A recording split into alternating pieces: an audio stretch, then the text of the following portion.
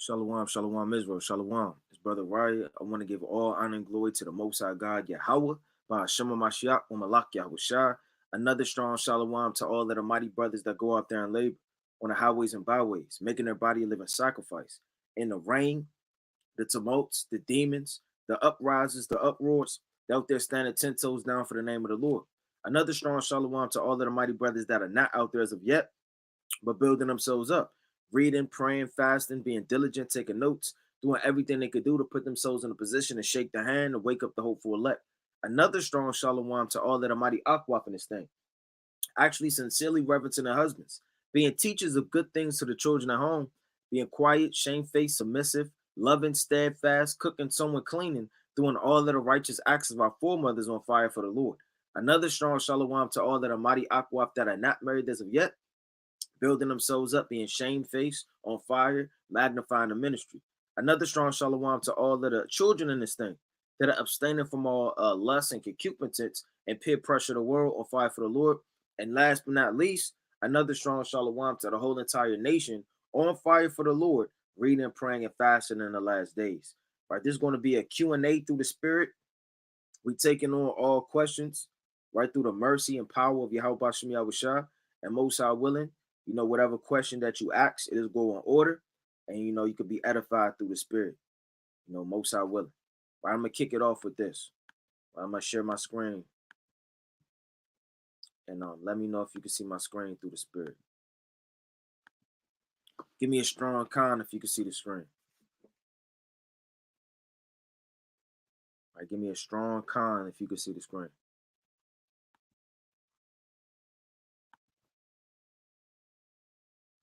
Right, let's go to the book, right, of Ezekiel. It's the book of Ezekiel, chapter 40. Right, and I'm gonna start at verse 4.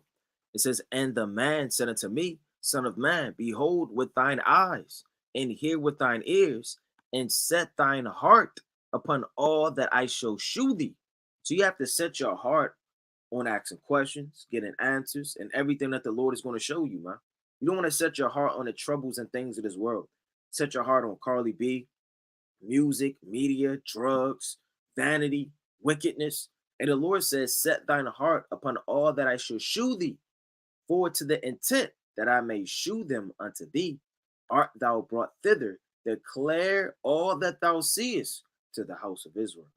So it's not only my job as a watchman, but you yourself as the men of the Lord to go out there to study, to show yourself approved, to declare everything the Lord has shown you to the whole house of Israel.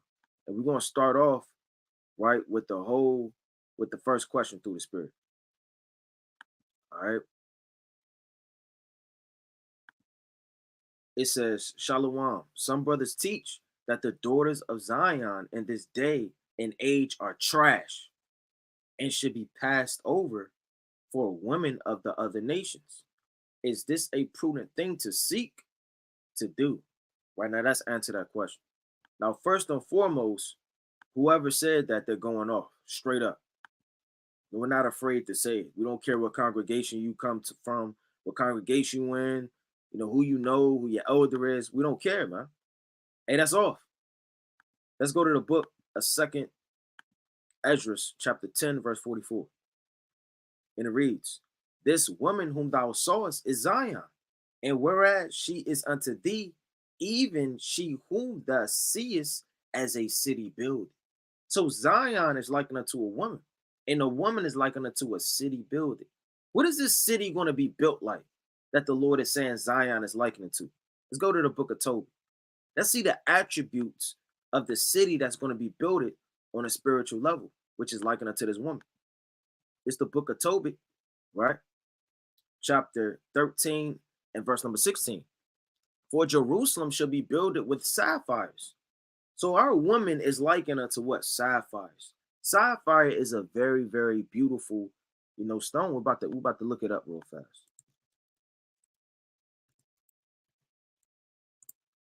Right? Make sure I get it right.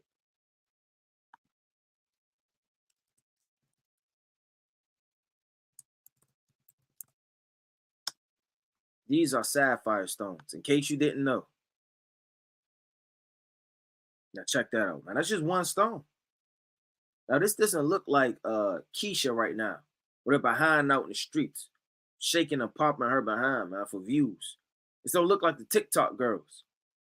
We were created to be beautiful, spotless, and blameless and incorruptible in the eyes of the Lord, man. Right? Let me get a quick precept. I'm gonna come back to this. Right? I want to get this quick precept.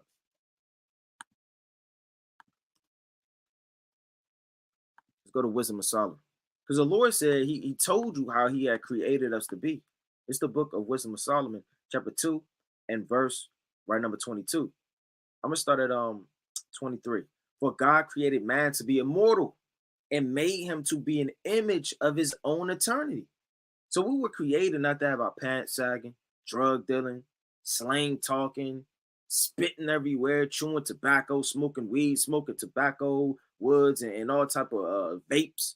We wasn't created to destroy our bodies and our temples. We created to be strong, to wear our ephod, our garments, our mitres, to come in the spirit and power and image of the Most High God. It says, nevertheless, through envy of the devil came death into the world, and they that do hold of his side do find it. So if you're holding on the side of these doctrines of man and how he views women and how he's supposed to be viewed, hey, the Lord is against that. It says, built up with sapphires and emeralds and precious stones, thy walls and towers and battlements with pure gold. So, I mean, take a look at a woman, right? She has hair, skin complexion, skin tone, right? Structure, right? All of these things make up a woman. And if you're going to take that woman, which is Jerusalem, and set it up for a whole kingdom, you got streets of gold, sapphire, precious stones, walls, right? Go to the book of Revelation, the 21st chapter, verse 16 all the way down. Tobit, the 13th chapter, verse 16 all the way down. Various other precepts, right? Song of Solomon, the 8th chapter, Song of Solomon, the 4th chapter, Song of Solomon, the 7th chapter. How the Lord builds up his elect women and how beautiful they actually are in the eyes of the Most High. Now, I want to get another precept, through the spirit. Don't believe all of these men out here, man, trashing our women. But that's not so in the eyes of the Most High, right? Let me get this quick precept. Let's go to the mighty book of Jeremiah.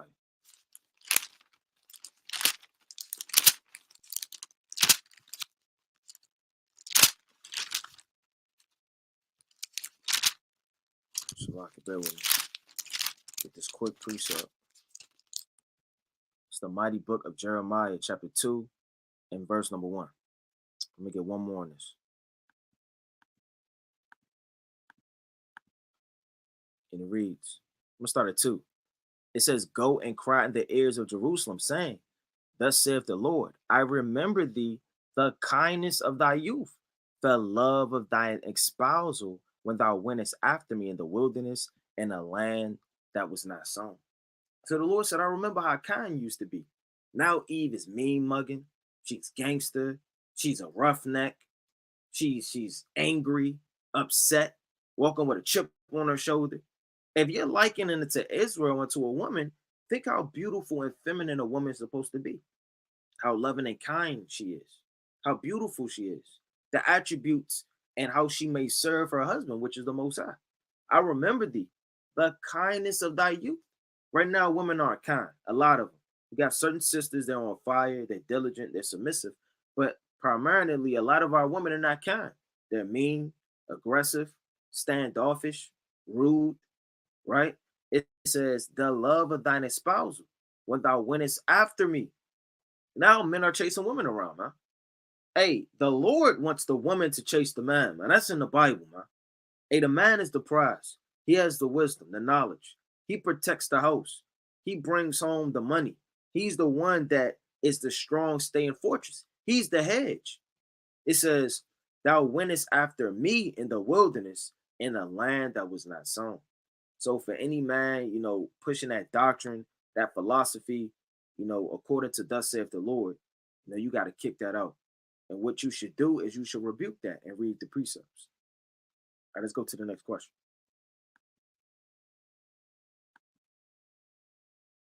All right, HBKNT.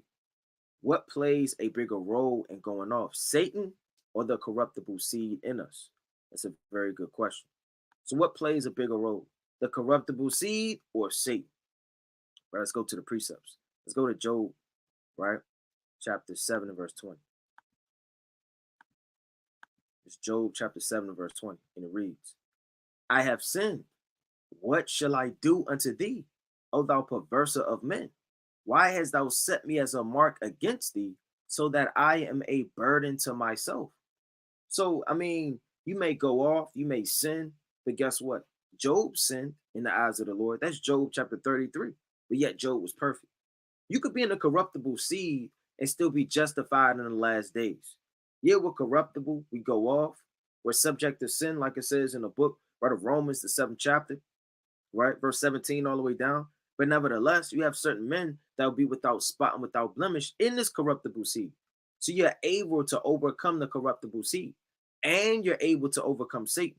Because Satan is known as one thing in the scriptures. Well, many things, but one thing in this context, a tempter. He tempts you. You're the one that goes off. He tempts you. You're supposed to stay spiritual. You have the laws, the statutes, the commandments, the ordinances, the knowledge of the Most High. It should be nothing that should be able to shake your understanding and pull you into destruction. Now, let's get this. This is 1 Thessalonians 3 and verse number 5, right? I'm going to start right here. It says, for this cause, when I came no longer forbear, I sent to know your faith, lest by some means the tempter have tempted you, and our labor be in vain. So the tempter, he's going to do one thing. He's going to tempt you. He's going to push philosophies, disrespect your husband, disrespect your wife, hate your congregation, fall out the truth, smoke weed. He's going to give you every and anything to feed on you, and you're all corruptible. Your mind is already corruptible. You're subject to the ordinances of the prince of the power of the air to pollute your mind and your spirit and soul. This wisdom of Solomon in the 9th chapter. Let me get that real fast. This wisdom of Solomon 9 and 6. It says this. For though a man be never so perfect among the children of men, you may have a nice job, you may be rich, you may have nice garments and clothes, you may know precepts, yet if thy wisdom be not with him, he shall be nothing regarded. Meaning this man, if he has all that the eye could hope for, man, he was set up on a throne. He can have everything anybody would ever want and wish. But if he does not have the wisdom of the Most High, he should be regarded as nothing. Thou hast chosen me to be a king of thy people and a judge of thy sons and daughters. Thou hast commanded me to build a temple upon the holy mount and an altar in the city wherein thou dwellest, a resemblance of the holy tabernacle which thou hast prepared from the beginning. And wisdom was with thee, which knoweth thy works, and was present when thou madest the world, and knewest what was acceptable in thy sight, and right in thy commandments. O send her out of thy holy heavens, and from the throne of thy glory, and that present she may be labored with me, that I may know what is pleasing unto thee. Right, check this out. For she knoweth and understandeth all things, she shall lead me soberly in my doings. So the wisdom, knowledge, and understanding of the Most High and the corruptible seed will lead you soberly. Now, it's not an amount of force Satan can tempt you with. It's not an amount of strength Satan can have. Satan could come, on your woman, at your job, on you physically with infirmities. The true elect is going to overcome that in the corruptible seed. It says, and perverse me in her power. So shall my works be acceptable. And then shall I judge thy people righteously, worthy to sit in my father's seat. And that's spiritual. This is Solomon speaking. He says, then am I worthy to sit in my father's seat. We know that that's talking about David, but we know that's talking about the Most High on a deeper level. Because he's sitting to do the works of the Most High, coming in his image and the spirit of the Most High. Now, I'm going to get another quick precept, right? Because that's a good question. I'm going to get Job chapter 8 and verse 20. It's the book of Job chapter 8 and verse number 20. It reads, behold, God will not cast away a perfect man, neither will he help evildoers. So the evildoers are the men going off, committing sin and iniquity. The Lord said he will not cast away a perfect man. Now that must mean that the 144,000 are perfect in the eyes of the Lord, even in the corruptible seed, in the corruptible mind, in the corruptible vessel. All of these different things, they make you corrupt. In Psalms chapter 37 and 37, let me get this quick precept too. It says this: mark the perfect man, and behold the upright, for the end of that man is peace. But the transgressor shall be destroyed together. The end of the wicked shall be cut off. So a corruptible seed and Satan, they go hand in hand. Because Satan gets to your mind. He controls your vessel. He manipulates you. Right? He overtakes you. Now I want to get this quick precept in the book of Isaiah, right, to prove that. All right, let me get this real fast.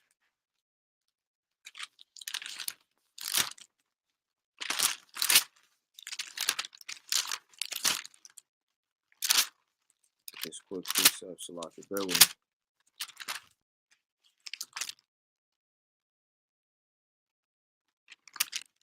Let's go to the book of Isaiah.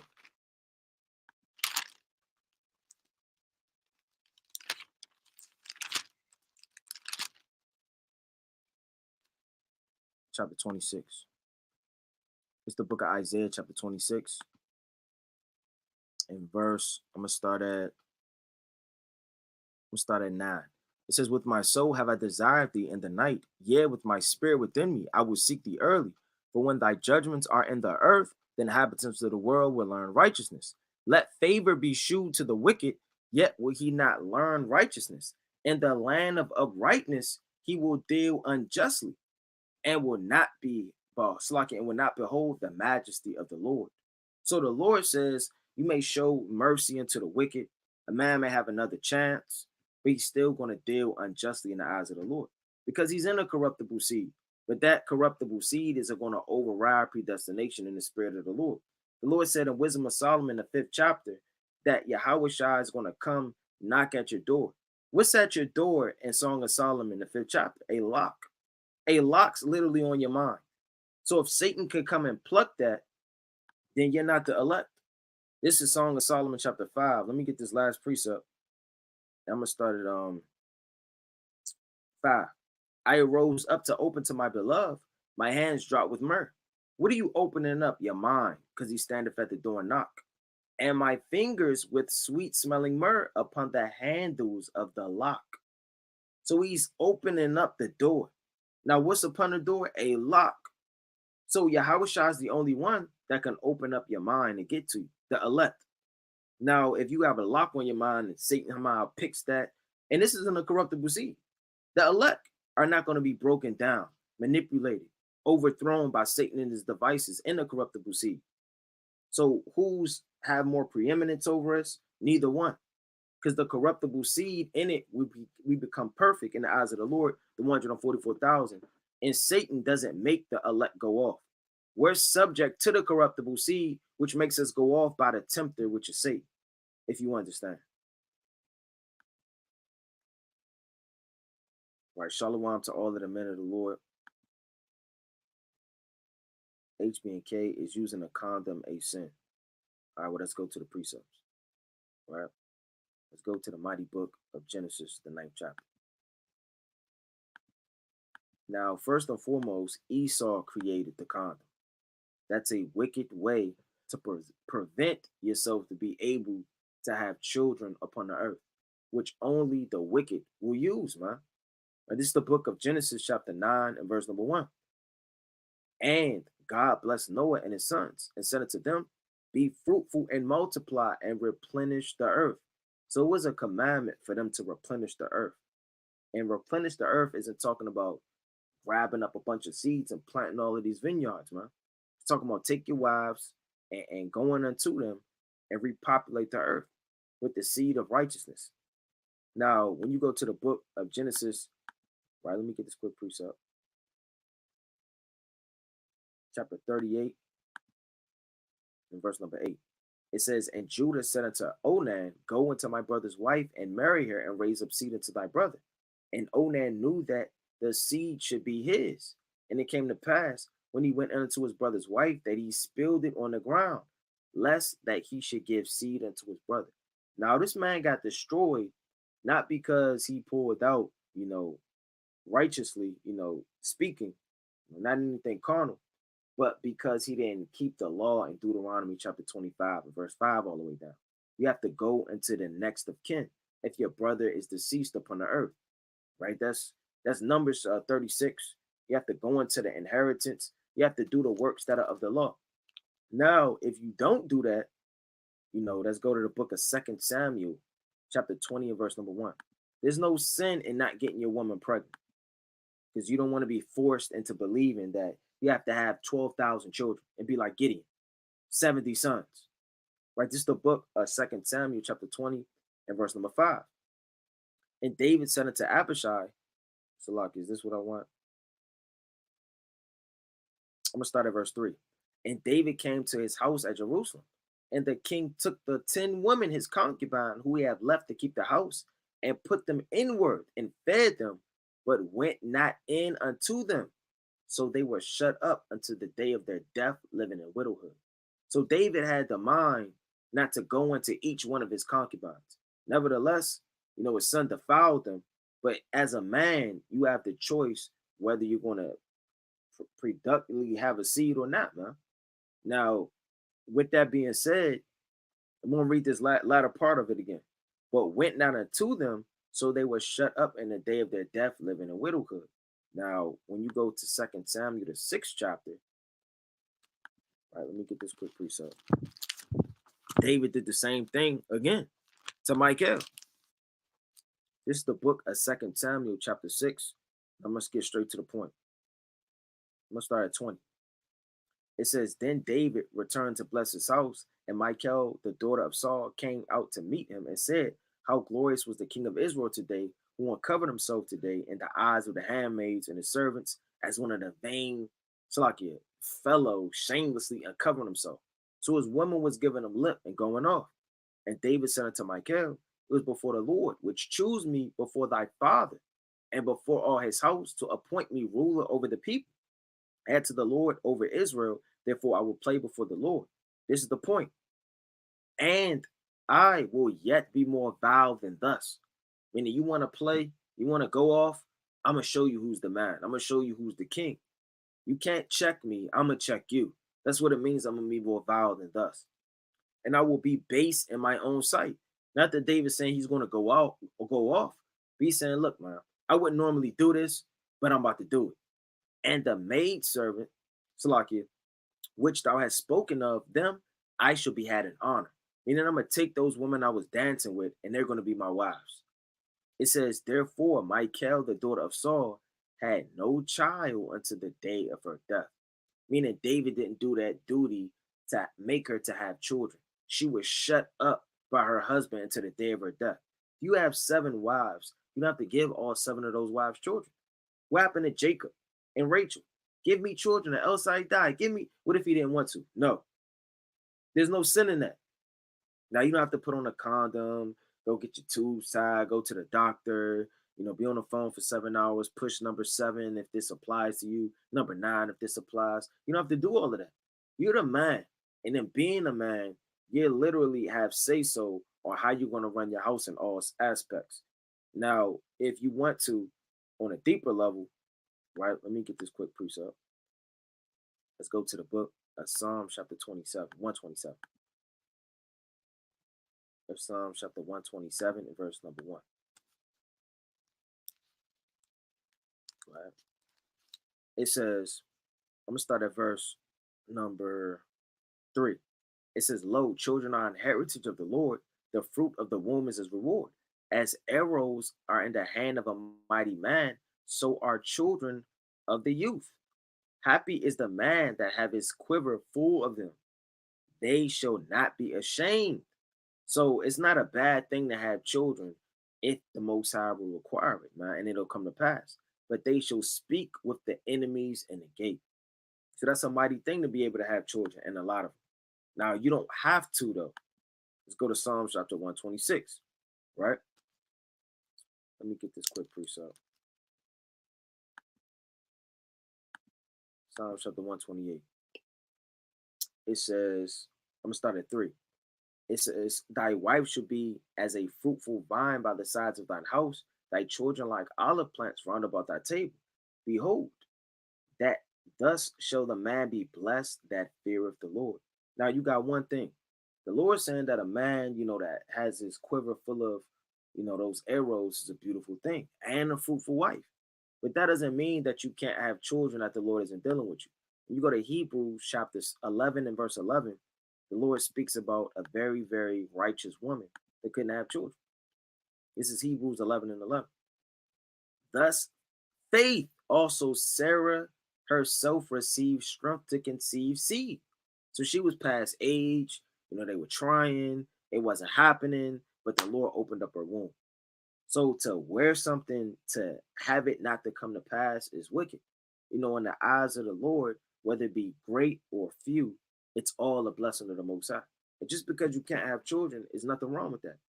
They didn't have a child, when this was going on, when you read the scriptures. We're not going to necessarily make it an in-depth breakdown, but she giggled within the tent. The Lord said he will visit her about this very same time next year, paraphrasing greatly, and she conceived seed and was delivered a child when she was past age because she judged him faithful who had promised.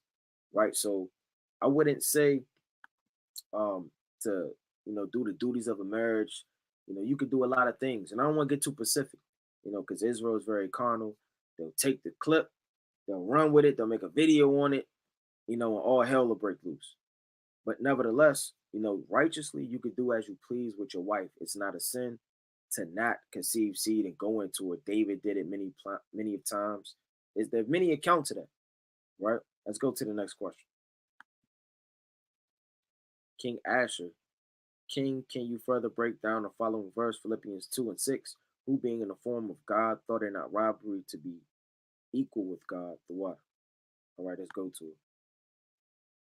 Let's go to the book of Philippians 2 and 6. This Philippians chapter 2 and verse number 6, and it reads, who being in the form of God thought it not robbery to be equal with God. Now this is talking about Yahushua.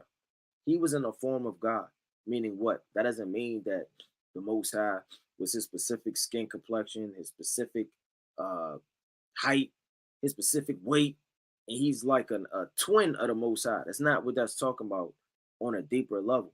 The Most High, he looks different than Yahushua, which came on earth. We know that through genes. Now, I want to get this real fast. The Most High doesn't have a mother or a father. Let's get this real fast in John. Now, when it says equal and robbery in the image of the Most High, we're in the image of the Most High. I look different from this brother, but that doesn't mean that we're in a different image of the Most High. We're not going to all be micro damn replicas of the same exact person walking the earth physically. Let's go to the book of John, right? Chapter 14, verse number 8. The book of John, chapter 14, verse number 8. It says, Philip said unto him, Lord, shew us the Father, and it sufficeth us. Yahushua said unto him, have I been so long time with you, meaning I never go off? I'm doing the miracles. I'm leading. I am the word. I'm breaking it down to you. I'm protecting you. All of these different things, which you don't even know, that I'm coming in the image of the Father. And yet, hast thou not known me, Philip? He that have seen me, have seen the Father. And how sayest thou then, shew us the Father? Because what did Elisha do? He came right in the spirit of Elijah. Elijah cast that mountain on him, and he was healing. He was doing the work of the Lord, prophesying. He was moving in the same spirit. Now, when it says that, let me go back to it. It says, who being in the form of God, because he was in the form of God physically, thought it not robbery to be equal with God. Because you'll be robbing the Most High of his preeminence and glory to think that Yahushua will be equal to him. That's why it says, think it not robbery to be equal with God, because that would be off. Verse 7 further explains it, but made himself of no reputation. So Yahushua on one hand is no reputation. He didn't come on his big horse riding it through Jerusalem, proclaiming with a crown on his head that he's the Son of Man. He came in no reputation, in a vile body that could be beat, that could bleed, that could suffer illnesses and sicknesses and plagues. It says, and took upon him the form of a servant. So one, you have a form of God, but the other, you have a form of a servant. You think the Most High has a sackcloth on in the third heaven, sitting on the throne, and he could cough? No, man. So that form obviously is different. Because Yahushai, he could come and wear certain things and move in a different physical manner that the Most High isn't going to move in. It says, and was made in the likeness of men.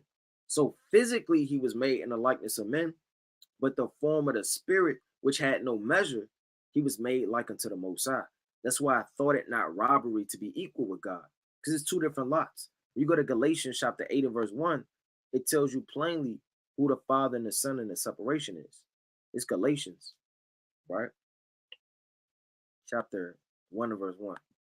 And it reads, Paul, an apostle, not of men, neither by man, but by Yahushua, the God, the Father, who raised him from the dead.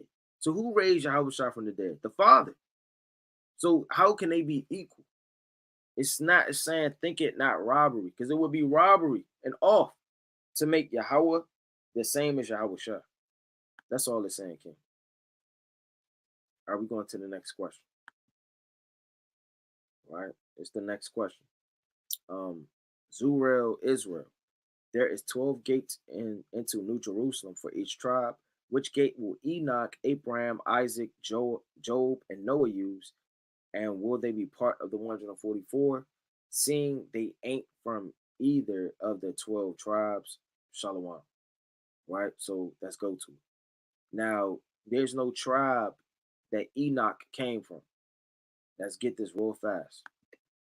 Let's go to the book of Numbers. Matter of fact, let's go to Psalms chapter 16.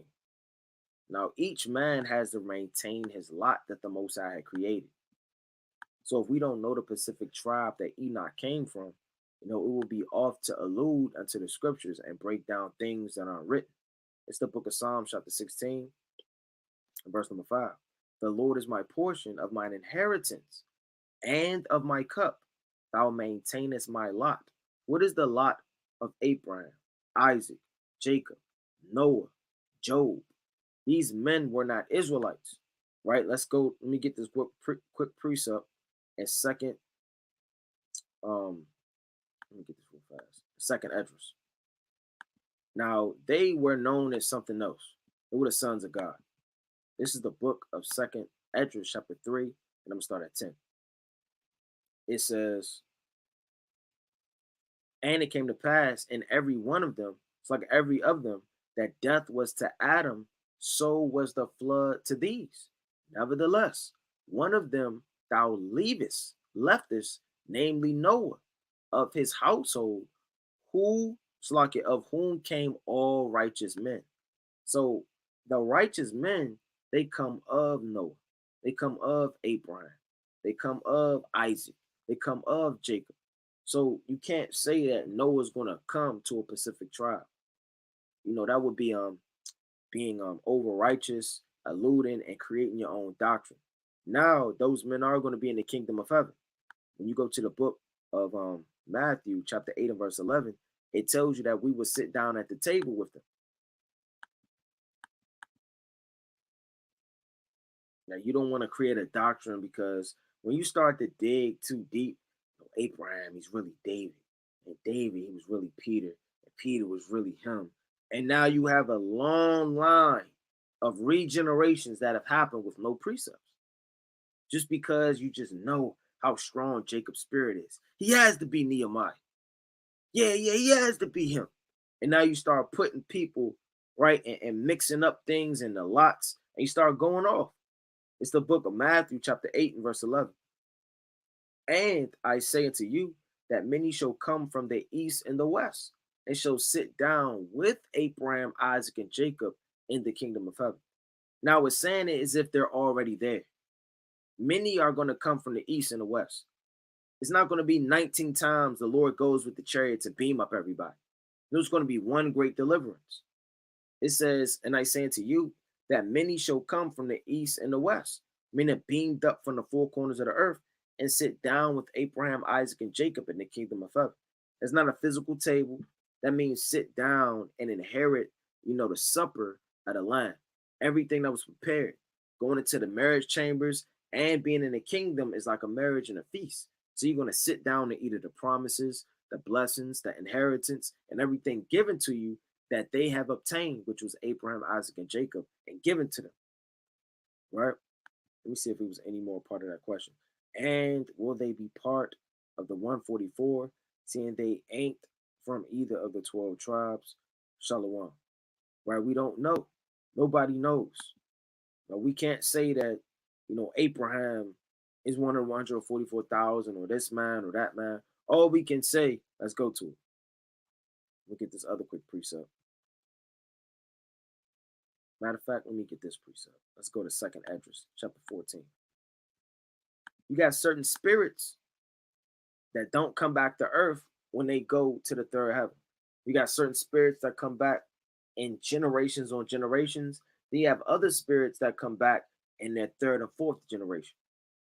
Now, let me get this real fast.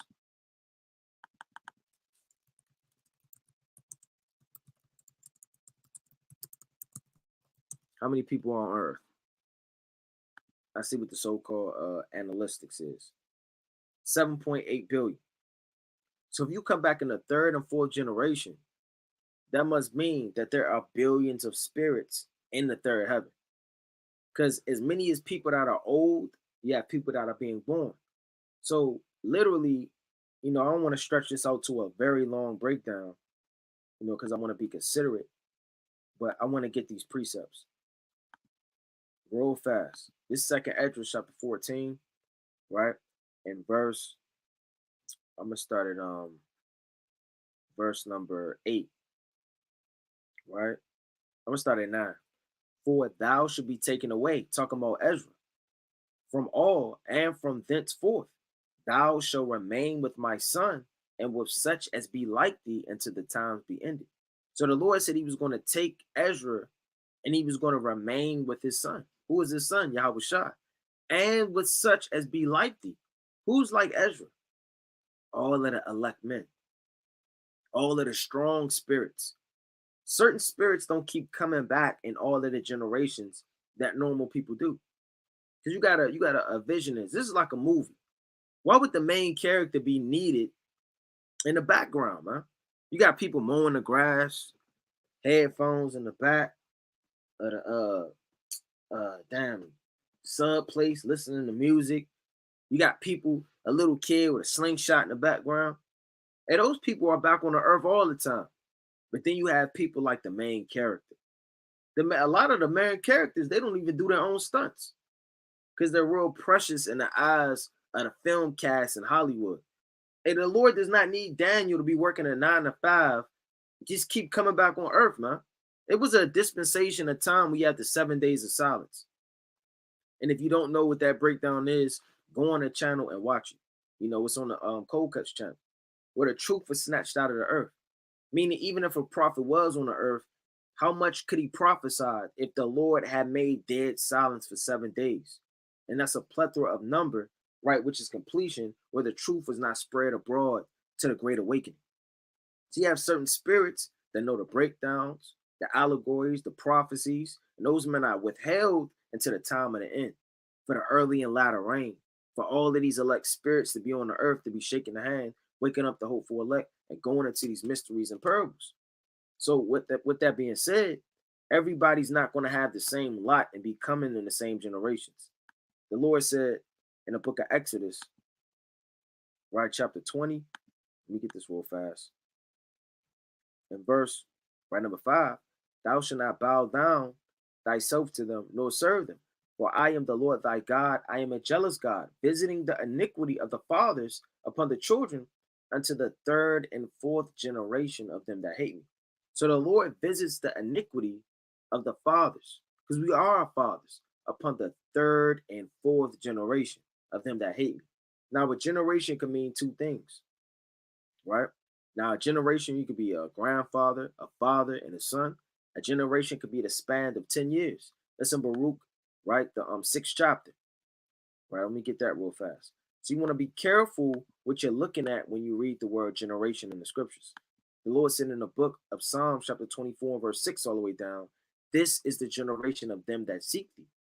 It's the book of Baruch, chapter. Let me see. Let's get the letter of Jeremiah.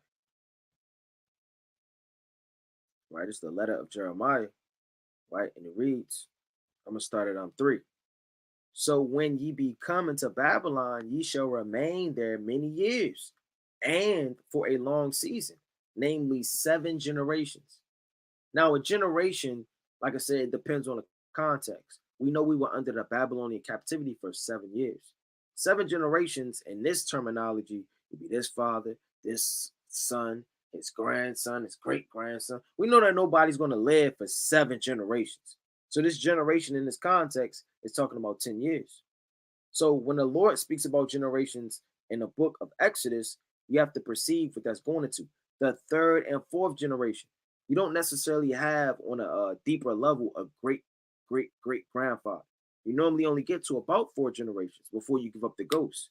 Spirit goes back to the third heaven, and the Lord replaces it with another spirit on earth. That's why it's a third and fourth generation. Namely, you have a grandpa. He kind of give up the ghost. Then where grandpa go?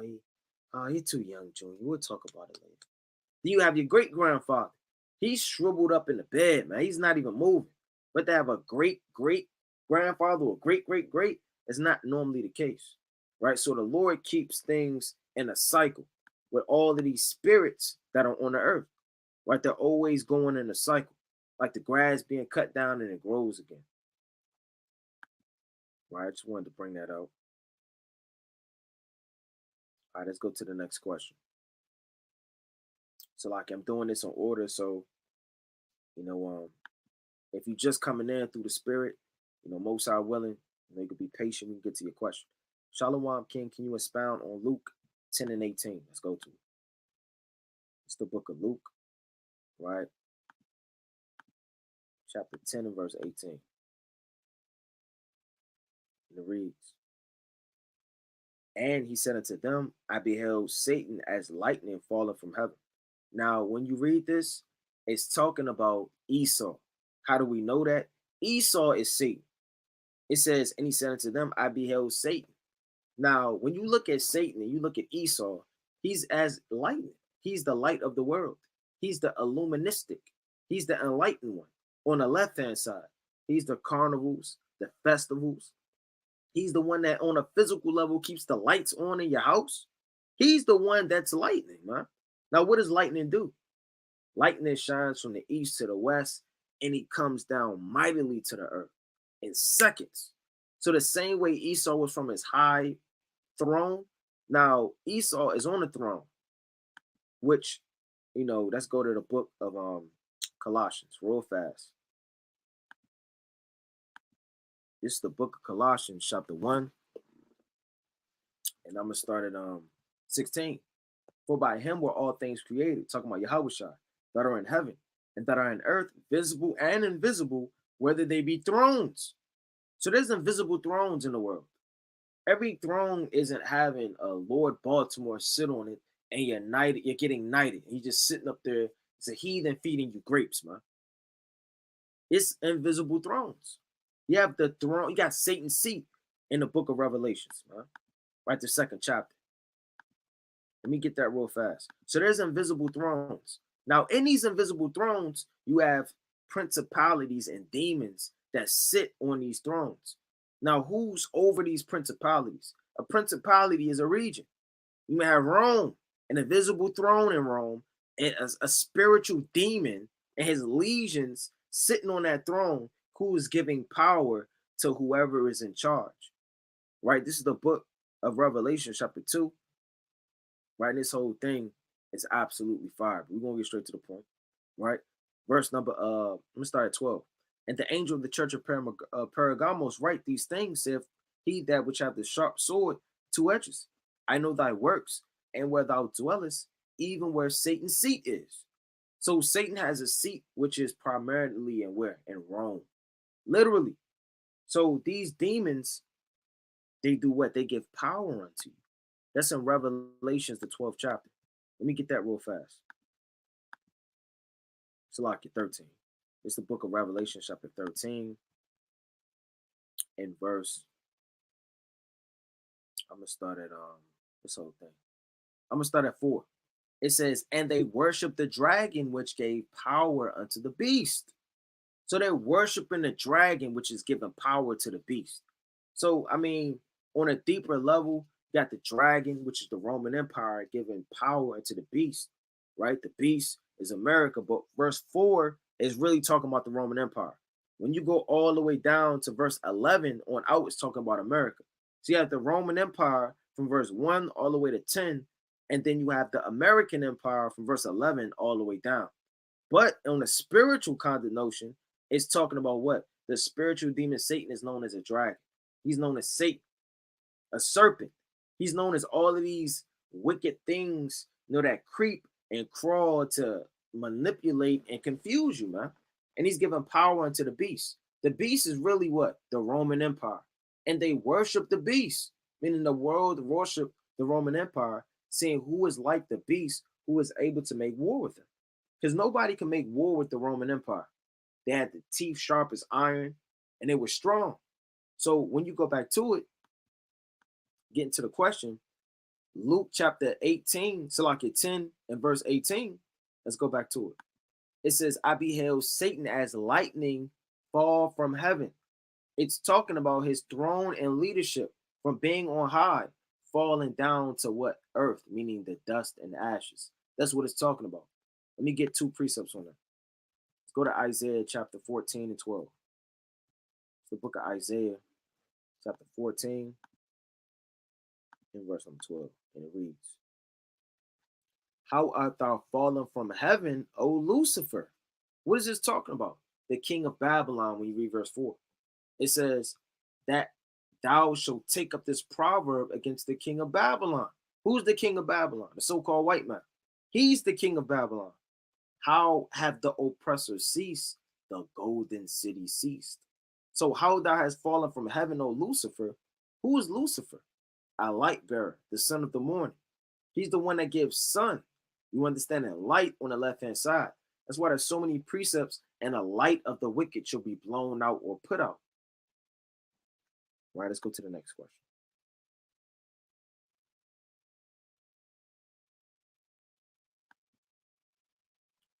All right, Gavin, right, Willisy.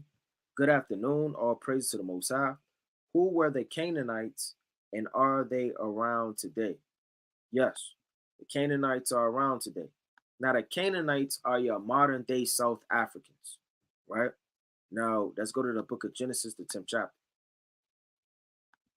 Now, I'm going to get Africa.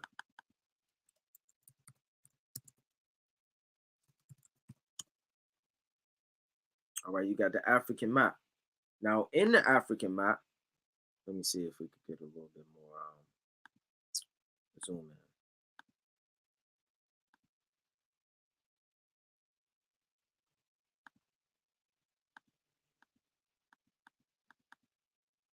Okay. Let me see if we can push it over a little bit. Well, most are willing, brothers and sisters, to see. These will be your modern day South Africans down at the bottom of Africa. From Angola, Zimbabwe, South Africa, right? Nimbala. All of these right here down here will be your modern day South Africans. Now you have from the Republic of Congo, right? Nigeria, Guyanese. All of these will be your Central Africans. So you have Central Africa, South Africa, West Africa, North Africa up here, and East Africa. East Africa is like your Sudan, your Ethiopia, so your Somalia, your Kenya, right? Your Eritreans, all of these different Madagascar, all of those off that coast will be your modern day East Africans. Now, these are linked up with the sons of Ham when you go into it in the table of nations. Now, like I said, you got your West Africans, Sierra Leone, right? Senegal, Guyanese, right? A lot of those people, they got flavor. Nigerians, some of them, not all of them, because they're not all Israelites. Everybody isn't an Israelite. But nevertheless, let's go to the book, right, of Genesis, the 10th chapter. So Genesis, right, chapter 1, and I'm going to start at verse number 6. right? And it reads, it says, and the sons of Ham, right? Ham was the progenitor of the dark races, but what? Not the Negro. Cush, Mizraim, Phut, and Canaan, right? So you have Cush, right? Your Ethiopians, Mizraim, right? Your Egyptians, Put your North Africans, and Canaan, your South Africans. Now, when you go into it, he has sons. And the sons of Cush, Sheba, right? Helvela. And I did a breakdown on this and all of the different tribes, resorting to the African names that you read about in the book of Genesis, the 10th chapter. Most High willing, we could go through that all over again if the Most High will permit and will allow, right? You most definitely want to go into these precepts, break them down, right? And also go into the Table of Nations. Because the Table of Nations, that's an in-depth breakdown in itself. You most definitely want to do your due diligence going into it.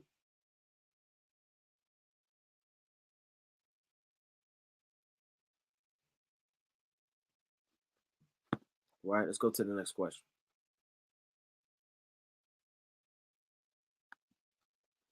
All right, Judah Mannion, Shalom. What is Leviticus 23 and 14 going into? And are we to keep it? All right, Shalom to the mighty brother Judah Mannion. All right, let's go to the mighty book of Leviticus, chapter 23.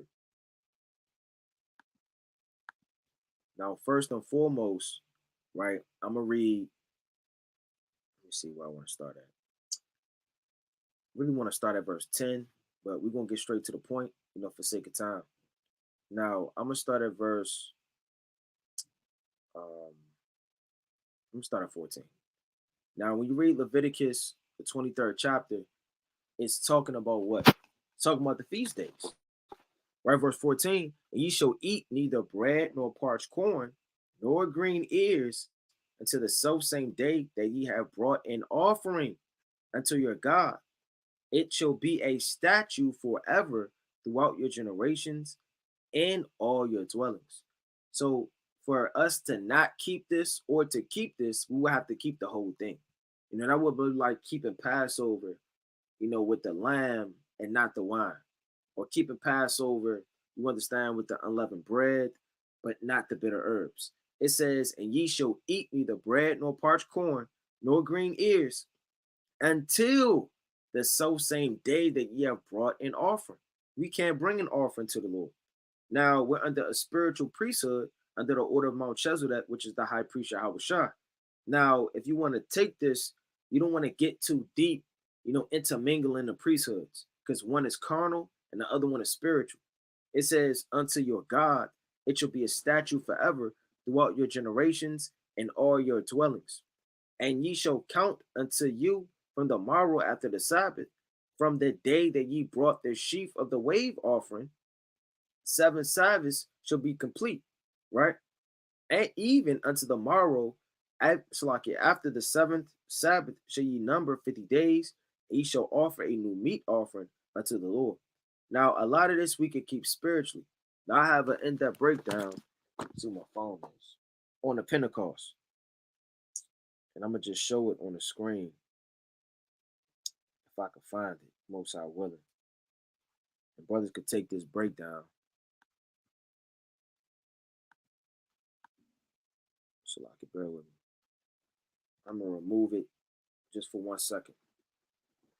So like this is Pentecost, a breakdown on it. Got Tobit 1 and 6, Sirach 7 and 31, Tobit 2 and 1, Leviticus 23 and 10 through 22, Sirach 14 and 11, Sirach 35, 1 through 8, right? Hosea 9 and 10, right? Revelations 14 and 4, Romans 11 and 16, James 1 and 18, Exodus 22 and 29, Romans, right? Chapter 8, verse 23, 2nd Esdras 9, 21 through 22, Sirach 24, 12, 19, Acts 2, and Psalms 4 and 5.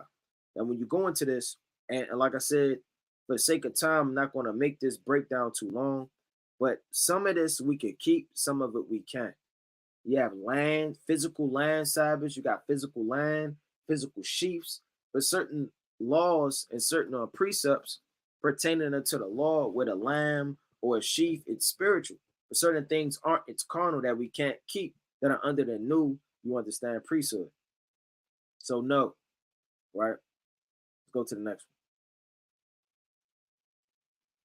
Let's go to the next question. According to 1 Samuel 3 and 14, can Eli and his sons make it to the kingdom, or will they be cursed forever? All right, let's go to it. Now, Eli's sons, they was going off. They was wicked. Right, let's go to 1 Samuel chapter 3, verse 14. It says, and therefore I have sworn unto the house of Eli that the iniquity of Eli's house shall not be purged with sacrifice nor offering forever. Meaning what? It's not saying they can't get the kingdom of heaven. That's saying that he won't be forgiven and his house will forever be out of the priesthood. You cannot get the priesthood back from Eli's house. That's what that's really saying. Let's go to 1 Kings chapter 2 and verse 26. Let's prove that. And it reads, and unto Abathar, the priest said unto the king, get thee into enough unto thine own fields, for thou art worthy of death. But I would not at this time put thee to death, because thou bearest the ark of the Lord God before David my father, and because thou hast been afflicted in all wherein my father was afflicted. So Solomon thrust out Abathar from being priest unto the Lord, that he might fulfill the word of the Lord, which he spake concerning the house of Eli and Shiloh. Right? So it wasn't that those men can't get the kingdom and they can't repent. It's just the high priesthood position and office was stripped from them, and it's nothing they could do about it. That's really what that's going into. Right? Let's go to the next question. Brambia B, what advice would you give to a sister who believes her marriage is in shambles and she wants counsel, but her husband denies they need it and says no to it? Well, it is what it is. Your husband says no. You can't reach out to a man and do things that's out of order. You know, if you need shelter, you need protection, you got to use wisdom. But, you know, not to down our sisters because they're extremely knowledgeable and wise. But when you have spirits on you, you're not thinking straight. You think anything needs counsel. Anything is a reason to leave the house. Any reason or situation could be a reason to reach out and say God knows what, which will make a long-term effect rather than a greater one. Now, if you're getting beat, if he's smoking weed and crack and putting his hands on you and God knows what is going on in the house, you got to use wisdom. But I mean, if your husband doesn't want counsel, there's no scripture that says that he has to get counsel because you want counsel. What if it's the other way around? You're cooking, you're cleaning, you're busting your tail, and in his eyes, you're not doing it enough. I need counsel. I need a stronger woman. I need this, I need that. You know, within yourself, that's not necessary. Now, you could be calm, you could be loving and compassionate upon how they feel and do it anyway.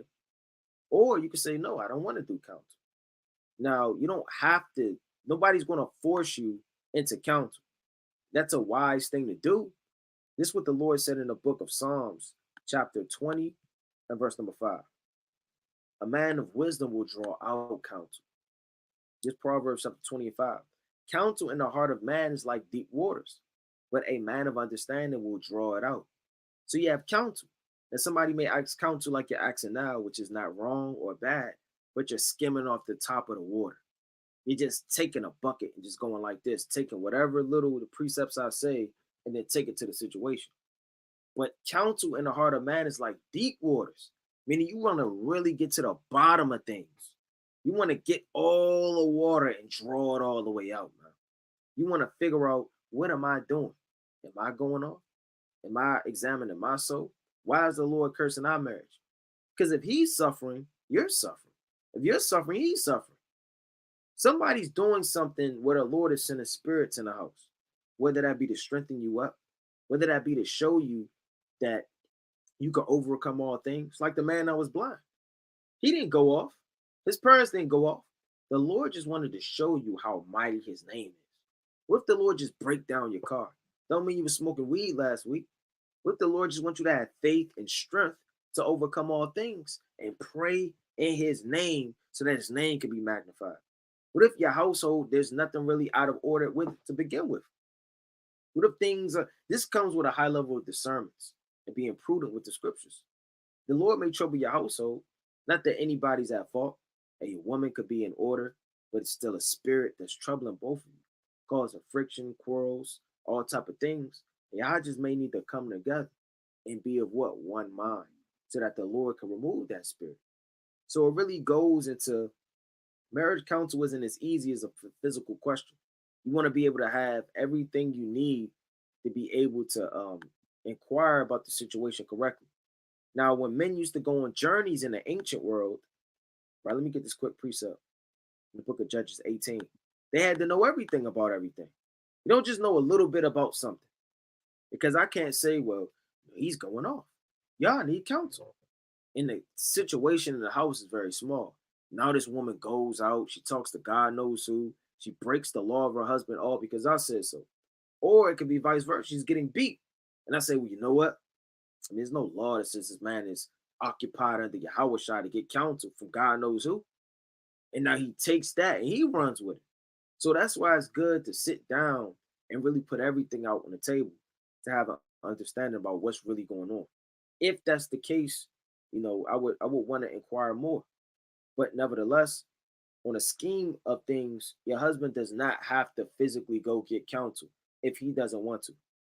He's just going to destroy his house more and more. The Lord wants you to get counsel and you don't get it, you're just going to destroy your house more and more and more. And that will be his lot. This is the book of Judges, chapter 18, verse number 4. It says, Salaki, verse 5. And they said unto him, ask counsel, we pray thee, of God, that we may know whether our way we go shall be prosperous. So they're asking counsel whether we should go this way or not. And the priest said unto them, go in peace, before the Lord is your way wherein ye go. So another man may tell you yes or no when you do get counsel, because you both are judging a matter with an unclear mind. You may have spirits on you. You're evil. No, you're evil. You may literally tell your wife, you know what, we're not going to do XYZ.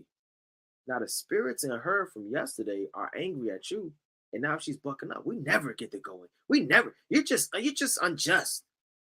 I can't take this.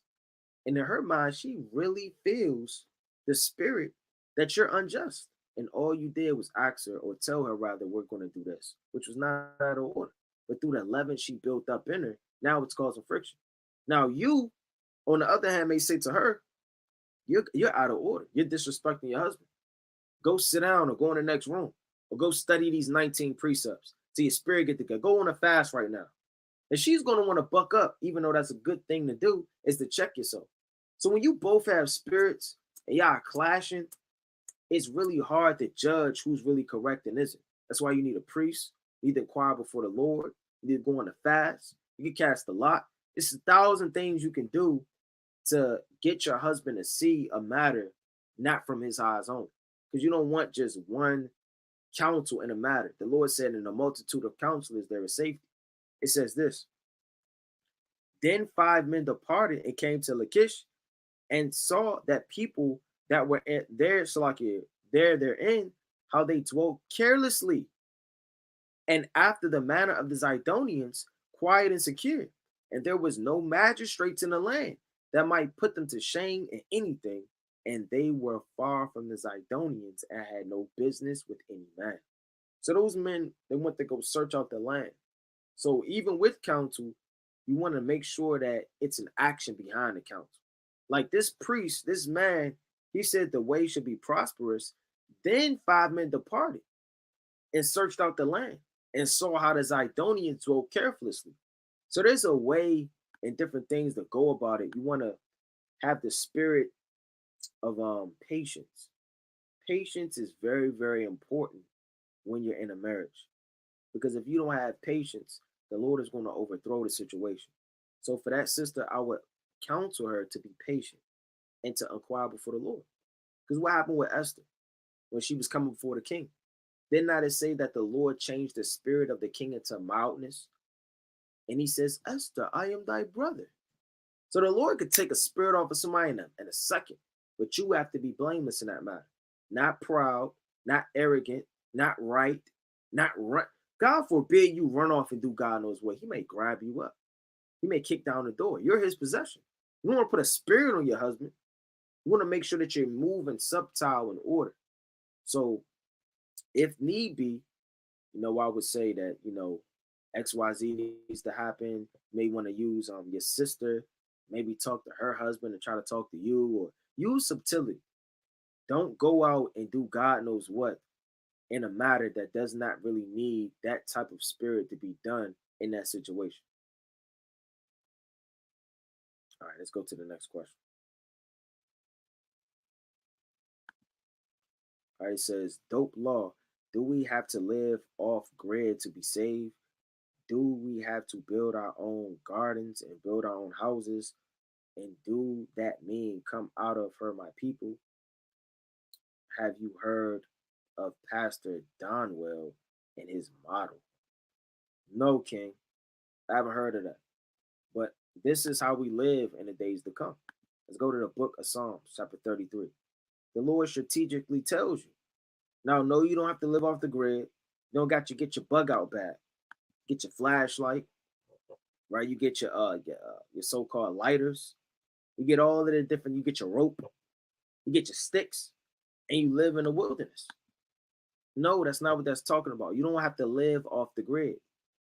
You want to make sure that you're following the Lord, and when all hell breaks loose, it is what it is. It's the book of Psalms, chapter 33, and verse 18. Behold, the eye of the Lord is upon them that fear him, upon them that hope in his mercy, to deliver their soul from death and to keep them alive in famine. Our soul waiteth for the Lord. He is our helper and a shield. For our heart shall rejoice in him, because we have trusted in his holy name. Let thy mercy, O Yahweh, be upon us, according as we have hoped in thee. So the Lord said he will deliver you from death and a famine. Now, you don't want to put yourself in a position to be in a famine by living off the grid. The supplying all on your fruits in your gardens, and you don't have to worry about that, King. I know that sounds impossible to do. No, we have to worry about it. It has to be done. We have to figure out what's going on. Let's go to the book of Proverbs, chapter 10. It says, the Lord will not suffer the soul of the righteous to famish, but he casteth away the substance of the wicked. So you may have all the substance. You may have a garden. You may have a bug out bag and food. You may have all of these sheeps and goats and all of these different animals to sustain yourself, and all of these rifles and handguns. The Lord's going to cast a lot away. You're going to get robbed. The Lord's going to overthrow you. That's in the book of Second Esdras. Well, let me get that real fast. 16. Right? It's the book, mighty book. Right? So like you bear with me. Get that in Second Esdras.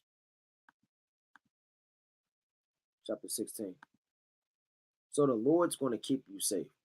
You don't want to be a fool too. If there's something you can do, by all means do it. But the Lord said in that day to run out, don't go back up to the housetops, in the book of Matthew, the 24th chapter. What does that mean? Does that mean that you get a big old bag, and then you run out of the days to come with all your fruit baskets? No, you're going to be on the move. You're going to be a pilgrim. What does it mean, go back not up to the housetops, man? Meaning because you're not going to be able to take anything. There's going to be no thing for you to take in the days to come. Let's go to Second Esdras chapter 16. And I'm going to start, this whole thing is fire. I'm going to start at 28, right? It says, for of the cities there should be 10 left, and 2 of the field which shall hide themselves in the thick groves. So men are going to be hiding themselves in fields. You're not going to be sitting there with a rifle protecting your wildlife and your pineapples. It says, and in the clefts of the rocks, as an orchard and olives upon every tree, there are left 3 or 4 olives. Or when the vineyard is gathered, there are left some clusters of them that diligently seek through vineyard. Even so, in those days, there should be 3 or 4 left by the search of the house by the sword. And the earth shall be laid waste, and the fields thereof shall wax old, and her ways and all her paths shall grow full of thorns. because no man shall travel through. So you're going to be in a situation, King, where you're not going to be able to sustain yourself off the land. Now you do have precepts like Jeremiah 24, other precepts through the Spirit of the Lord telling you to go plant, go make vineyards, go raise up, cattle and vegetables and all these different things and roots to sustain yourself off the land. But that was before the famine. That wasn't living in the days of Jacob's trouble. And when it means come out of her, my people, it's talking about your mindset. Come out of her. What does it mean to go in unto her? To have sex. The Lord said, come out of her. I mean, stop being defiled. Stop going off. Stop laying in bed with Babylon. Huh? Come out of her. Stop committing spiritual fornication. That doesn't mean to come out, okay, I have to get a plane ticket. And now you're looking to go to Hawaii. You want to go to Maine and London. And you're trying to figure out a way to escape. That's not what that's talking about. Right? Next question. Nisha Israel. If 2/3 will regenerate in the kingdom, what about Revelation 14, 10, 11, and Matthew 12, 31, 32, Matthew 7, 21, 23? Okay, let's go to it. Revelation 14 and 10. Let's tackle that. Most High willing. Let's go to Revelation chapter 14 and verse number 10. And it reads, the son shall drink of the wine of the wrath of God, which is poured out without mixture into the cup of his indignation. And he shall be tormented with fire and brimstone in the presence of the holy angels and the presence of the Lamb. Right? This has nothing to do with the kingdom. This is talking about the destruction of Babylon. Let's start at verse number 8. And there followed another angel saying, Babylon is fallen the great city, because she had made all nations drink of the wine of her wrath of her fornication. So this is talking about the destruction of Babylon. That doesn't mean that those spirits are going to disappear after they burn in fire. Now all spirits resort unto the chambers in the third heaven and go back to the Lord. Let me get the classic. Let's go to Ecclesiastes chapter 12.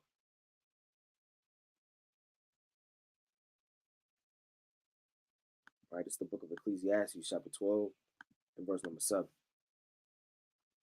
Then shall dust return to the earth as it was, and the spirit shall return unto God who gave it. There is no place where a spirit is going to go that dies other than back to the third heaven, to the Most High. Let's go to Job chapter 23. It's Job chapter 23, and I'm going to start right at verse number 3. Oh, that I knew where I might find him, that I may come even to his seat. I would order my cause before him and fill my mouth with arguments. So it's talking about a place that Job can go to talk to the Most High, to figure out the reasoning of things. This is Job chapter 3 and verse number 14. I'm going to get straight to the point. It says, I'm going to start at 15. Or with princes that had gold, who filled their houses with silver, or in hidden untimely birth, I had not been. As infants which never saw light, there the wicked cease from trouble. There is a place, and that there is the third heaven. So all spirits, they go back to the third heaven. Esau's spirit is in heaven. Moab's spirit is in the third heaven. Ishmael's spirit, Japheth's spirit, all of the spirits are in the third heaven. And there the weary be at rest. There the prisoner rests together, they hear not the voice of the oppressor.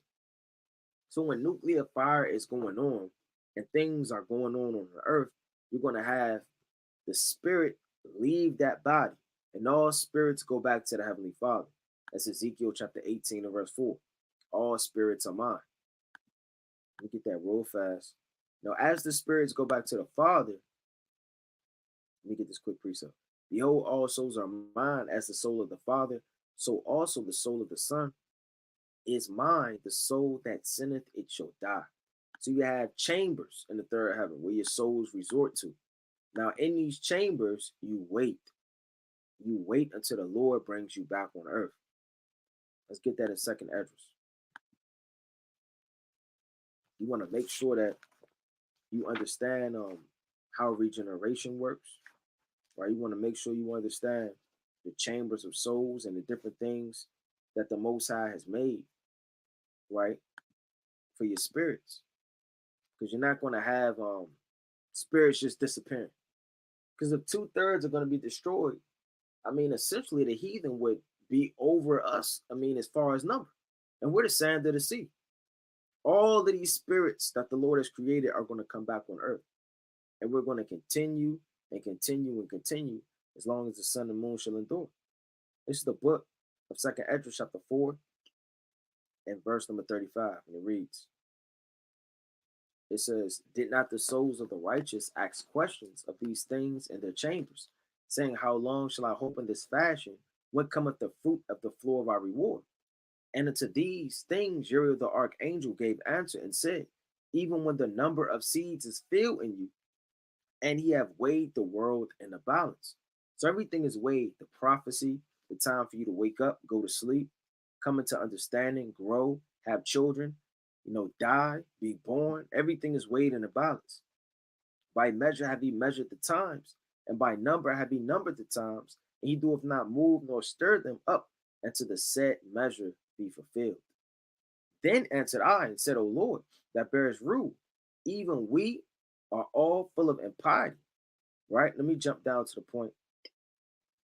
Let me go down to verse. I'm going to start at verse 40. It says, so he answered me and said, go thy way into a woman with child, and ask her when she fulfill her 9 months, if her womb may keep the birth any longer within her. Then said I, no, Lord, that she cannot. And he said unto me, in the grave, the chambers of the souls are like the womb of a woman. So why is the chamber of souls like a womb and a womb of a woman, man? Because at that time, when you read verse 41, then said I, no, Lord, that she cannot, meaning she cannot keep the baby. If she want to walk around pregnant for 3 years, it's not possible. Meaning these souls, they have to come back on earth, man. They have to. You're not going to get crammed up a bunch of spirits in the chambers. No, it's going to be like a womb of a woman. I mean, it's going to burst out. Those souls are going to continue to come back on earth. The Lord is not going to harvest up the spirits. Now, the Lord can destroy a spirit. The only spirit the Lord is going to destroy is the spirit of Esau, and the soul of Esau, and the body of Esau, and the flesh of Esau. Everything else is going to endure upon the earth forever. It's Jeremiah chapter 31. Now, I don't want to have to pull too many precepts, but I'm going to get maybe one more. I'm going to get Jeremiah chapter 31. It's Jeremiah. Right, bear with me. Chapter 31. I'm going to start at 35. I'm going to start at 36. Right, get straight to the point. It says, if those ordinances depart from before me, saith the Lord, then the seed of Israel also shall cease from being a nation before me forever. So the Lord said, look, my Israel is going to continue on forever. Thus saith the Lord, if heaven above can be measured, which it can't, and the foundation of the earth searched out of beneath, which it can't, I will also cast off all the seed of Israel for all they have done, saith the Lord. So, I mean, anybody that's saying that there's not going to be regeneration in the kingdom of heaven, I would ask you, not that the person, has this opposition or this opinion about the matter, but I would ask them, who can map out and search out the heavens and the earth? Nobody can. Therefore, the Lord wouldn't cast out and be done away with the seed. And the seed has to come with a spirit and flesh of Israel forever. Because that would mean that, it's a contradiction in the Bible. And we know those things are to be so. And we go to the book of Isaiah, the only way for somebody to be accepted in the eyes of the Lord is by the Lord killing them. That's the only way you're going to be purged from your iniquity. You have to die. We died spiritually. Our old man was killed off, so we live again. But people that live carnally, they have to physically die that they may live again spiritually.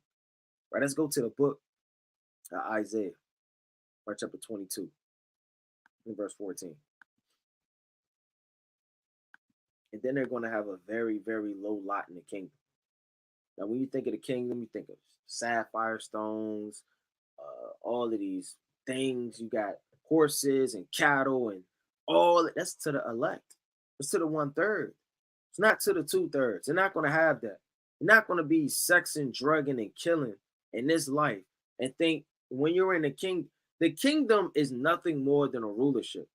Wash out your mind just thinking the kingdom means you got a crown on your head. Kingdom just means rulership. Out of everything, you have a high class and a low class of a rulership. Esau in his kingdom may live right next door to you, but he has his little privileges. He's not going to get arrested like you do. He knows the constitutional rights. You don't. He has a couple of benefits that would excel him in his society. Hey, in the kingdom, we're going to have the law, statutes, and commandments in our minds, but the wicked are going to have that also. The mansions, the land, the cities, dominion, all of those things promised to his chosen and elect, there aren't for them. This is the book of Isaiah, chapter 22, and verse. Because think about it. Even in the wilderness, we had strangers. We had strangers of Israel, man. Even in Solomon's kingdom. This is the book of Isaiah, chapter 22, verse 14. And it was revealed in mine ears by the Lord of hosts. Surely this iniquity shall not be purged from you till ye die, saith the Lord of hosts. So certain iniquities aren't going to leave you until you die. The Lord has to kill you in order for you to die. Now, Matthew 12 and 31, the blasphemy of the Holy Spirit. Matthew 7 and 21, there shall be many saying that day, Lord, Lord, have we not prophesied in thy name? That's two different scenarios and two different precepts, meaning no sin is going to be forgiven. So like your all sin is going to be forgiven, but the sin of the blasphemy of the Holy Ghost, that's plain. Meaning you can't blaspheme the spirit of Yahweh Bashem Yahushua, go back in the world, do God knows what, trample up his blood and righteousness. That has nothing to do with what you have in a law in your inward parts in the last end. There's nothing that Esau can do that would strip him from him being white. It's nothing, it's that white privilege will always be there. I mean, he could have robbed the bank.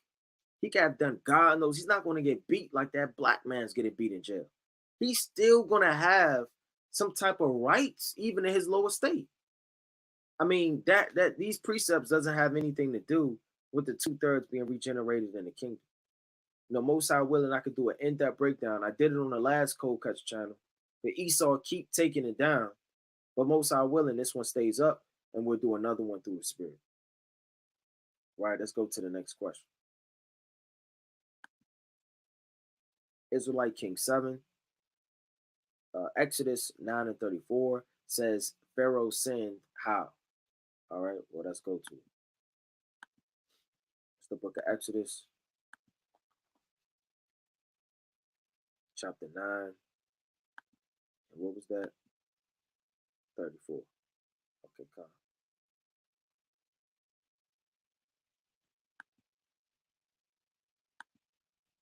It's the book of Exodus, chapter 9, verse 34. And it reads, And when Pharaoh saw that the rain and the hail and the thunders were ceased, he sinned yet more and hardened his heart and his servants. So how he sinned was his heart was hardened. Now, you may say, well, how was that sinning? Let's go to the book of Joshua, chapter 11 and verse 40. It tells you in depthly in the book of Joshua how Pharaoh had sinned. It's Joshua chapter 11, verse number 20. Right? It says, For it was of the Lord to harden their hearts, that they should come against Israel in battle, that he might destroy them utterly, and that they may have no favor, but that he might destroy them as the Lord commanded Moses. So there's certain kings that buck up against Israel so that we could just kill them and destroy them. But that's until their hurt and their destruction. Now, heathens can sin too. Israel aren't the only ones that can sin. Heathens can sin. Let's put that out there. Don't think a heathen can't sin just because they don't have the law, statutes, and commandments. It's the book of Genesis, chapter 20, and verse number 9. And Abimelech is a what? He's a Hamite. Then Abimelech called Abraham and said unto him, What hast thou done unto us? And what have I offended thee, that thou hast brought on me and on my kingdom a great sin? Thou hast done deeds unto me that have not to be done. So he's sitting up there having dreams. The Lord said, thou art but a dead man to him. He's sitting up there, his heart is beating, is shaking. He doesn't know what's going on. And he comes and he approaches Abraham and said, look, man, you causing my whole kingdom to sin. Because as is the judge, so is the officer, man. If the of a king or a prince hearken unto lies, all his servants are wicked. Like it says in the book of Proverbs, chapter 29. So, I mean, he's sinning as a king, which is making his whole kingdom go off. What happened with our ancient kings that went off? We went to slavery. So, as in the king is going to trickle down into the inhabitants. So, you had certain, precepts, about men that were heathens that were sinning. Let me get one more. Let's go to Numbers chapter 22. Numbers chapter 22, right? And I'm going to start at verse, let's start at 28, right? This whole thing is fire. I don't want to read too much. But nevertheless, right, I'm going to start at 20. I'm going to start at 30. It says, and the ass said unto Balaam, am not I thine ass, upon which thou hast ridden forever, since I was thine unto this day? Was I never wont to do so unto thee? And he said, nay. Then the Lord opened the eyes of Balaam, and he saw the angel of the Lord standing in the way, and his sword drawn in his hand, and he bowed his head and fell flat on his face. Why is the Lord having an angel come down to Balaam? Did not the Lord tell Balaam to go a certain way? But he's being stubborn. The same way Pharaoh was stubborn. Hey, being stubborn is off, according to the Bible, man.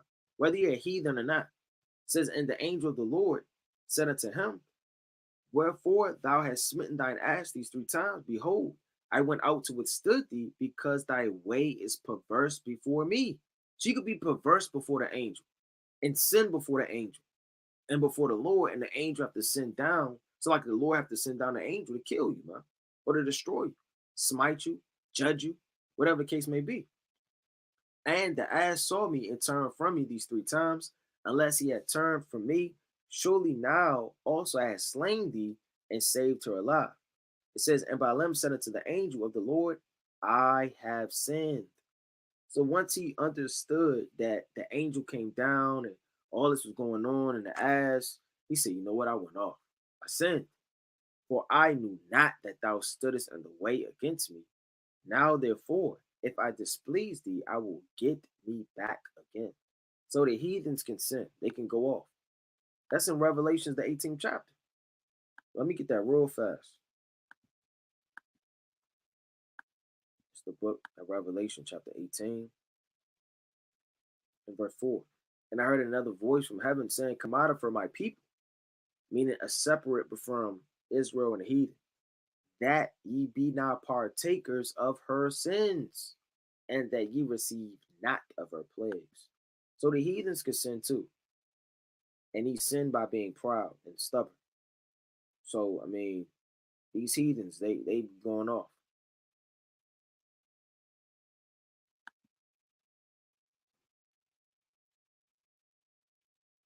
Right, it's the book of Salakia. This the brother Galvin. It says, one more question, please. Aren't we instructed to seek the will of God? So what is his will? Is it to test man? Hold on, Salak, make sure I'm understanding that question right. One more question, please. Are we instructed to seek the will of God? Yeah, we have to seek his will. So what is his will? Is it to test man? No, the Lord's will is not to test man. Right, let's go to the book. Because we're not even getting tested. And neither were we tested like our forefathers were tested. Let's get the book of Judith, chapter 8.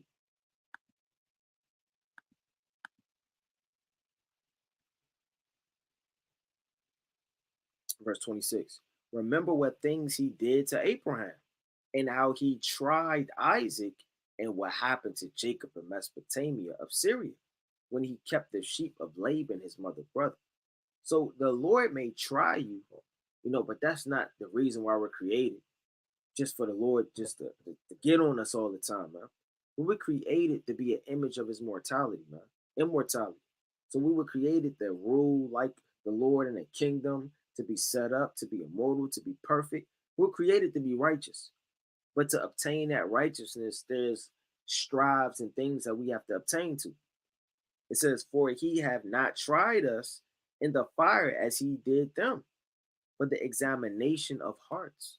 So the Lord, he tries us not to get us to go off and be evil, but to examine our hearts. Just like you may do that as a parent. You may put down $20 here, see if your child take it. You don't want to beat them, but that's going to happen when they take it. But you want to examine their heart. Are they a thief? Are they a liar? Are they another person? Your wife, man. You may leave a room and she talking different, man, or going off. Or your husband, man. He leave and go somewhere. Now he's a different person. And you may want to examine a heart of a man. Neither have he taken vengeance on us, but the Lord doeth scourge them that come near unto him to admonish them. So there's reasons that we go through the things that we do. What's the will of the Lord? I don't know if you want a deeper answer, King, but it's to do the commandments. There's nothing deep into it. That's the will of the Most High.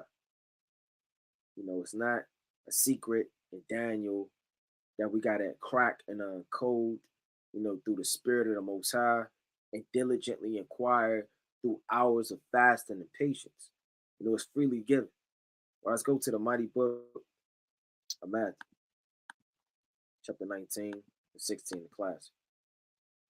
It says, and behold, one came unto him and said, good master, what good thing shall I do that I may have eternal life? Because to obtain eternal life is doing the will of the Most High. And he said unto him, why callest thou me good? There is none good but one, that is God. But thou wilt enter into life, keep the commandments. Right? So that's the will of the Most High, to keep the commandments. That's plain. Right, let's go to the next question. The Shah Israel, Yahweh Shai was Isaac. So when it says Isaac will be in the kingdom, was that still talking about Christ, or will it be another spirit? Salakia for any confusion. Right? So that's a hard, deep question. But nevertheless, Yahweh Shai is his own spirit. Right? Let's go to the book of, let's see what I want. Let's go to Sirach chapter 24. And then let me get this real fast. Now, wisdom is Yahweh Shai. Now, Yahweh Shai being wisdom, Yahweh Shai is in the third heaven. Let me get this real fast. It's the book of Sirach, chapter 24, verse 9. I'm going to start at 8. So the creator of all things gave me a commandment, and he that made me caused my tabernacle to rest, and said, let my dwelling be in Jacob, and thine inheritance in Israel. He created me from the beginning, before the world, and I never shall fail. Right? In the holy tabernacle, I served before him, and so was I established in Zion. So the Lord said that wisdom, which is Yahweh Shai, was created before the world. And created before the world, he served in the holy tabernacle before the earth and before the world was established. So before the Lord created the heavens, the earth, like he created all of the different things, the grass, the creatures, the oxen, the fish, man, woman, children, before all that was created, Yahweh Shai was in the tabernacle serving before the Most High. Meaning what? He was the first high priest before man. And he's the last high priest in man. You understand? So even though he's regenerated on earth through Adam, through Solomon, through Isaac, right, through an angel that may come down, he's still the high priest serving in the tabernacle of witness. It's not like the Lord is just not present. His spirit is everywhere. Well, I want to get this quick precept in the book of Wisdom of Solomon. Now, this is Wisdom of Solomon, chapter 1, verse number 6. It says, for wisdom is a loving spirit, and will not acquit a blasphemer of his words. For God is witness of his reigns, and a true beholder of the heart and a heart of his tongue. For the Spirit of the Lord filleth the world, and that which containeth all things have knowledge of the voice. So the Spirit of the Lord is everywhere. We know through Colossians chapter 3 and verse 1, the Lord Yahweh Shai sits at the right hand of the Most High. Now, in these regenerations, you have one generation where Yahweh Shai was physically on the earth in its physical lot. That's when he came as Yahweh Shai. Now, the Lord can transfigure. The Lord can do multiple things. When you read the book of Matthew, chapter 17, right? Let me get that real fast. The Lord can change his appearance. He could transfigure. There's multiple things the Lord can do. But Isaac will physically be Isaac in the kingdom, and you will have Yahweh Shai in the kingdom. It's the book of Matthew, chapter 17, in verse number 1. And it reads, And after 6 days, Yahweh Shai taketh Peter, James, and John, his brother, and bringeth them up into the high mountain apart, and was transfigured before them. And his face did shine as the sun, and his raiment white as light. And behold, there appeared unto them Moses, Elijah, talking with them. Then answered Peter and said unto Yahweh Shai, Lord, is it good for us to be here? It's like, Lord, it is good for us to be here. If thou wilt, let us make thee 3 tabernacles, one for thee, one for Moses, and one for Elijah. And while he yet spake, behold, the bright cloud overshadowed them. And behold, a voice out of the cloud which said, This is my beloved Son, in whom I am well pleased. Hear ye him. So out of all of the spirits that was transfigured, the Lord said, Hear ye him. So Moses had to be in his same lot to have look like Moses being transfigured. Now we know that spirits come back on earth and spirits come back on earth. Now on a deeper level, everybody's going to maintain their lot and their spirit, but you're going to have your lot, your last lot that you're going to stand in, if you can understand. So Isaac is going to literally be in the kingdom. Yahweh Shai is literally going to be in the kingdom. It's not like Yahweh Shai is going to be Isaac and Yahweh Shai is not going to exist in the kingdom. Nor is Isaac going to disappear from his lot being on earth, because he's going to stand in the kingdom and be at the table with Abraham, Isaac, and Jacob, while Yahweh Shai is on the throne. Right, I may get about 2 more. One more through the Spirit. Right. Let me see if I can go to the next question.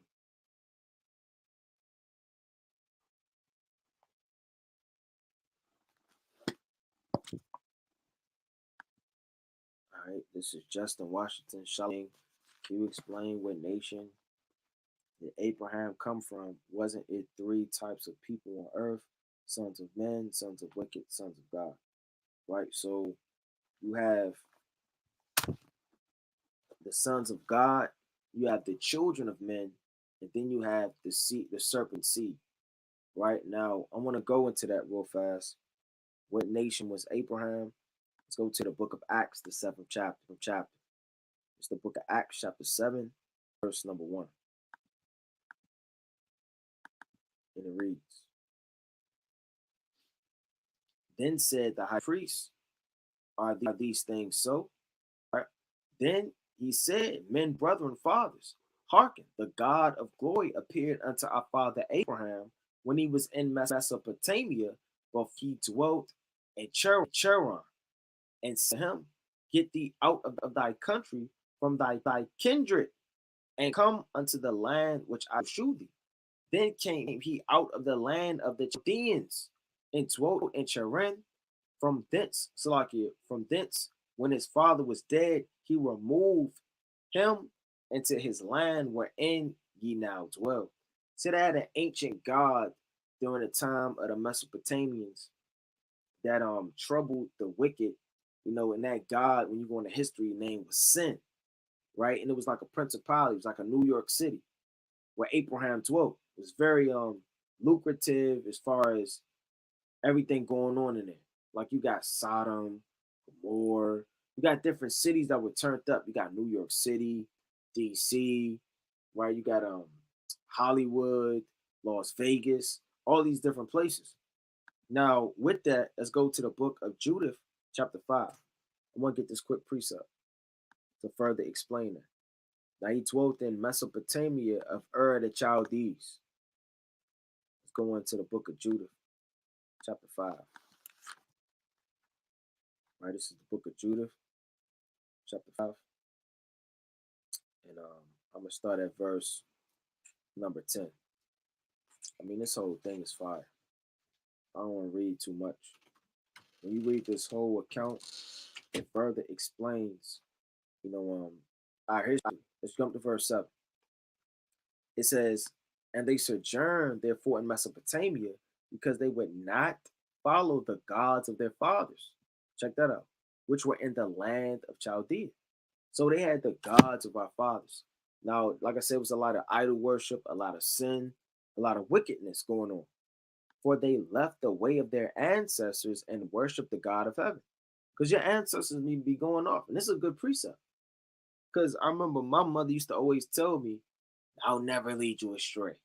I wouldn't tell you nothing wrong. Well, you're telling me about Christianity, man. That's all. You'll be a fool to march in the steps of all your fathers, man, just because they're over you or because they have lived a life that was longer than you or they have certain experience that you don't have, man. All experience is a good experience.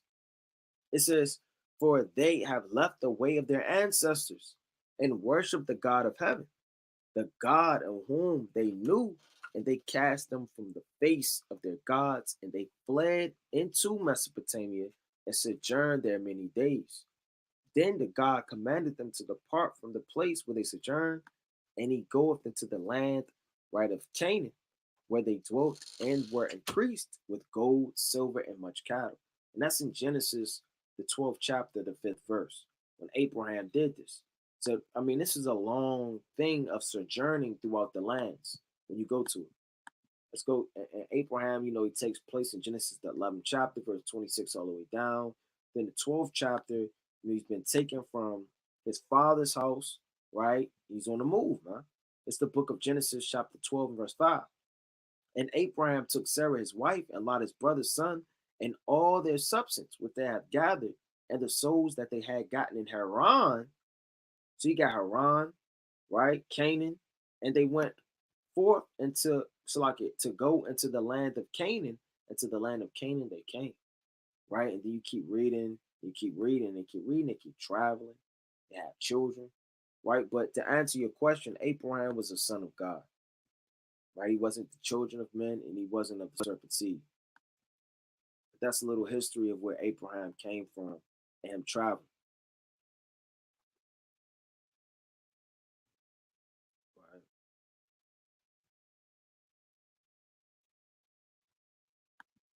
All right, next question. Divine Nature LLC. I have a question. I've been coming into the truth with guidance of my brother. He speaks of the importance of the laws for women. To me, often, how can I cultivate and grow properly? That's a very good question. Go on the Cold Cuts channel and type in the elect woman. Type in how to be the elect woman or the elect woman, widows, younger women. And that's an in-depth breakdown on how to serve, how to keep the commandments as a woman, how to get built up. I could give you a couple precepts, but that wouldn't suffice on that breakdown. Most are willing, you can watch that and it's edifying through the spirit. But I will watch that. Just go on the Cold Cuts channel and type that in.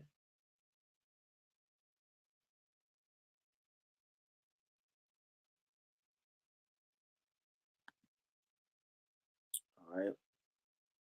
Next question says, how did you get the perfect understanding and accurate interpretation of the scriptures? That's very powerful, right? Well, all praises to the Most High, and I don't have a perfect understanding. But let's go to the book of First Corinthians, right? Chapter 13. It's the book of First Corinthians, chapter 13, and verse number 12. For now we see through a slakia. For now we see through a glass darkly. So even on a surface level, man is on a very low level. I myself is on a very low level. So what may seem like diving into the scriptures or breaking things down maybe easily, you got to also know that the Lord said that man's actually looking through a dark glass. So even your very, very, very highest elder, the man that knows all of the prophecies, he's only seeing half, if not a quarter, of what actually is going on in the scriptures. So when we think the scriptures are deep, we have no idea how deep they actually are. We have no, I mean, Abraham's a mystery. We only know a part of him. I mean, he lived, I mean, Adam is a mystery. That's all you have of Adam. What else did Adam do that the Lord done seen, that the Lord knows? How many laws, right, were taken out of the Bible that we don't have in other books? How many genealogies wasn't spoken about? How much could we actually dig and find out about our history? Things that were stripped from us, wars that wasn't reported, prophecies that didn't get recorded in the Bible. Don't think every time Isaiah, right, and Ezekiel shook their hand and it was just recorded. How many other things did Ezekiel speak that were mysteries and dark parables that them that were walking during that time heard, that they cast behind their back? So when we go into the scriptures, it's only so much even given to man on one fold, and then from man receiving what the Lord only gave us, it's only a certain amount which we can actually learn and get into. And then on top of that, it's only a certain much the Lord will allow us to test, because we can't, take it all. Now the Lord said, I'm gonna get this quick precept in the book of Sirach, right? Let me get this real fast. Yeah, Sirach chapter 16. But King, all you gotta do is pray to the Most High. I would say one of the chiefest things to obtain wisdom, if it be the Most High's will and your life, is to be sincere. And that's something you can't study to be sincere. It has to be in your spirit. I don't say within myself, I'm about to go make this video and then I smite on my chest. No, it's a requirement. The Lord said, woe unto me if I teach not the gospel. To whom much is given, much is required. It's the book of Sirach, chapter 16, and verse 25.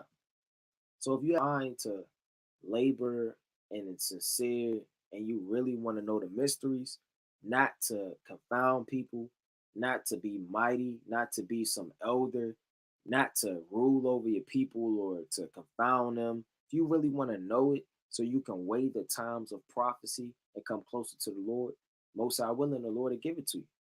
It's the book at Sirach 16 and 25. I will shew forth doctrine and wait. So the Lord doesn't give you everything at one time. You may be 7 times as wiser than anybody on this live in due time. So that doctrine is going to come and wait. I've been in the truth roughly almost 7 years. Basically about 7 years. So as of now, the doctrine being shewed and wait, it may feel like you've only been in the truth 7 months. So you don't want to look at, all praise to the Most High, the hour of prayer, right? You don't want to look at your situation and another brother. You don't know how long he's been in the truth. You don't know what he's been doing, why he's been in the truth. And on a deeper level, everybody has a different lot. My lot may be just to burn incense, and your lot may be to do the sacrifices and indulge in the holiest of things. So, don't get discouraged or ever feel like there's anything that can't be done. There's no ceiling in this thing. It says, I will shew forth doctrine and wait and declare his judgment, and declare his knowledge exact. So, the Lord is going to build you up in due time with the amount of months, years that you put in. You keep about 4 or 5 Passovers. It's going to come to common knowledge and get sincere about the ordinances of the law, how to keep it. Kept about 7 Pentecosts. You know the breakdown on Pentecost. You kept about 10, feast of dedications, but it's going to start coming to you, especially if you're reading, praying, and fasting each day in the spirit and sincere. I would say that 17 times over, you have to be sincere in this truth, right? But with that, I'm about to close out through the spirit. Most High willing, this was edifying. Most High willing, you got your questions answered. If you didn't, most High willing, we could come back with a part 2. Whether it be later on this week or next week, to continue on these Q&As, continue to be wise, on fire, reading, praying, and fasting, and doing the work of the Lord. I'm going to close out with this precept. It's the book of Galatians, chapter 3, and verse number 2. Be watchful and strengthen the things which remain that are ready to die. So you have to watch what's dying on you and strengthen it up each and every day. Your marriage, your children, right? Whatever's going on with your body, your mind, got to make sure you have mental stability. Am I healthy spiritually? What am I reading? Am I studying? These things make forth a healthy diet. Because people without healthy diets, they get sick. They die slow. They fall out. They faint. Since for I have not found thy works perfect before God. Remember therefore how thou hast received and heard, and hold fast and repent. If therefore thou shalt not watch, I will come on thee as a thief, and thou shalt not know what hour I will come upon thee. So if you're not watching, the Lord says he's going to visit you like a thief, and you're not going to know what hour he's going to come upon you. So continue to read, pray, and fast, and be diligent, and make your body live in sacrifice. Shalom.